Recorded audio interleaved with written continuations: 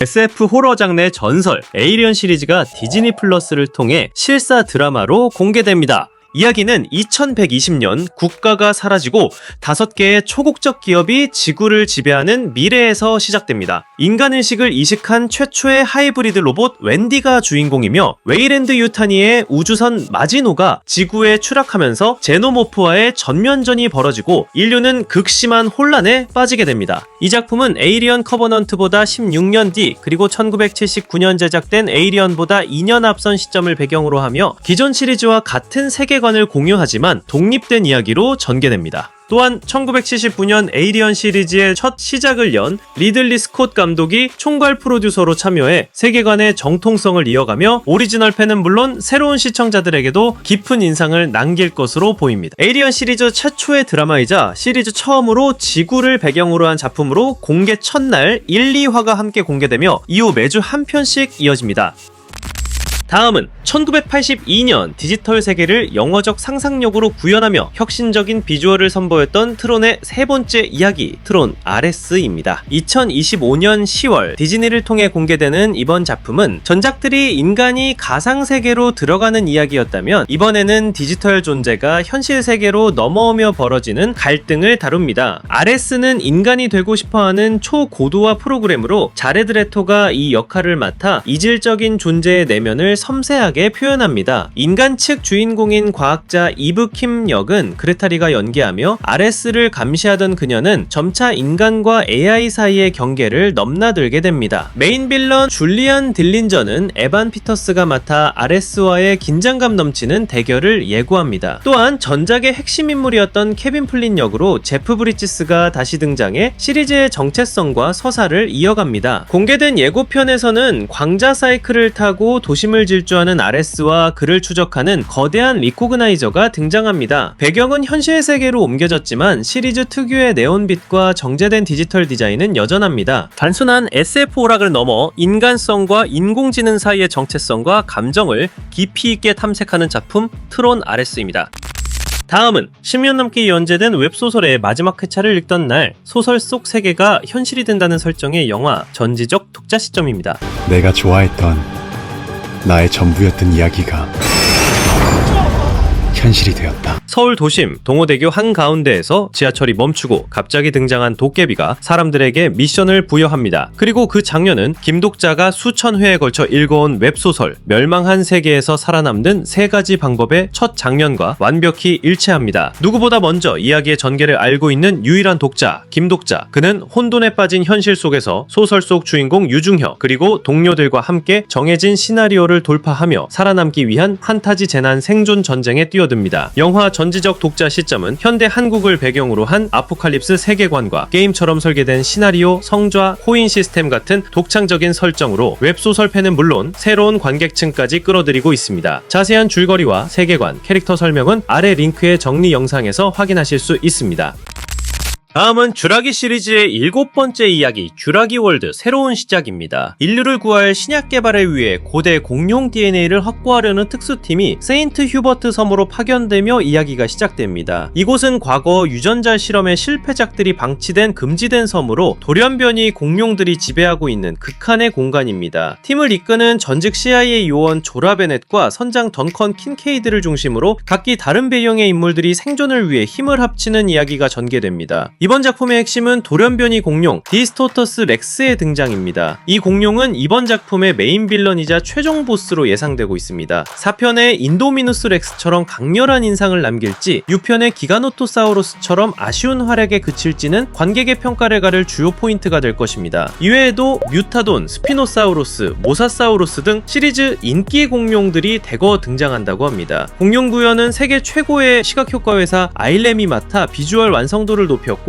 태국 정글에서 진행된 로케이션 촬영은 극한의 환경을 생생하게 담아냅니다. 이번 작품은 쥬라기 공원 1편의 원작 각본가 데이빗 코에비 30년 만에 복귀했으며 스티븐 스필버그 감독이 총괄 기획에 참여하면서 원작의 감성을 되살릴 것으로 기대를 모으고 있습니다.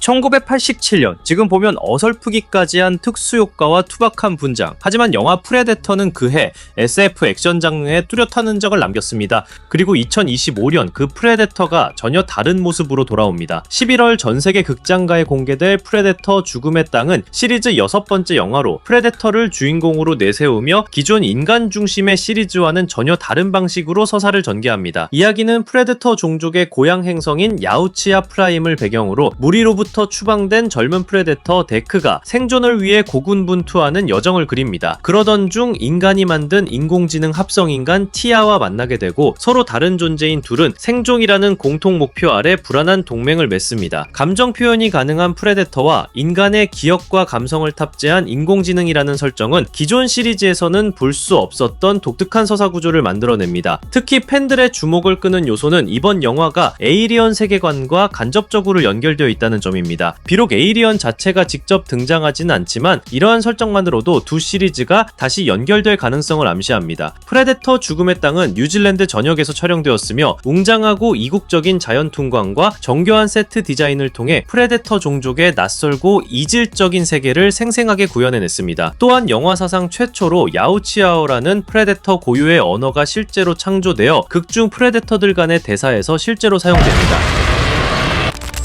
다음은 7월 개봉 예정인 슈퍼맨입니다. 이번 작품은 기존 시리즈와는 완전히 독립된 이야기로 헨리 카빌의 시대를 마감하고 데이비 코렌스웨치 새로운 클락 켄트 역을 맡아 슈퍼맨의 새로운 장을 엽니다. 이번 슈퍼맨은 DC 스튜디오의 공동 대표가 된 제임스 건 감독이 연출과 각본을 맡았습니다. 그는 마블의 가디언즈 오브 갤럭시 시리즈로 큰 성공을 거두며 전 세계 팬들의 신뢰를 얻은 인물이죠. 그동안 DC는 작품마다 배우와 설정이 뒤섞여 세계관이 통일되지 못했다는 지적을 받아왔는데 제임스 건은 이 문제를 해결하기 위해 영화, 드라마, 애니메이션, 게임까지 하나의 이야기로 이어지는 통합 세계관을 새롭게 설계하고 있다 합니다. 이번 슈퍼맨은 그 새로운 세계관의 첫 번째 작품으로 DC의 방향성을 바꾸는 중요한 출발점이 될 것 같습니다. 이 영화는 슈퍼맨의 탄생 배경을 과감히 생략하고 이미 지구에서 활동 중인 슈퍼맨의 감정과 내면의 초점을 맞춥니다. 예고편에선 피를 흘릴 슈퍼맨이 반려견 크립토에게 집에 데려다 달라고 말하며 고통받는 인간적인 면모를 보여줍니다. 크립톤은 크립톤에서 온 초능력을 지닌 개로 실사 영화엔 처음 등장하며 슈퍼맨의 외로움과 고향에 대한 정서를 상징적으로 표현합니다. 실사 영화에 오랜만에 등장하는 고독의 요새도 눈길을 끄는데요. 북극에 위치한 이 공간은 슈퍼맨의 뿌리를 상징하며 원작 만화에서처럼 슈퍼봇과 크립톤 치료 시스템이 재현되어 원작 팬들의 기대를 모으고 있습니다. 또한 로이스 레인, 렉스 루터, 지미 올슨을 비롯해 호크걸, 그린랜턴, 미스터 테리픽, 메타모포 같은 다양한 히어로들이 등장해 단순한 슈퍼맨 단독 영화가 아닌 통합 세계관의 시작점이라는 점을 강조합니다. Quit messing around. I'm not messing around. I'm doing important stuff.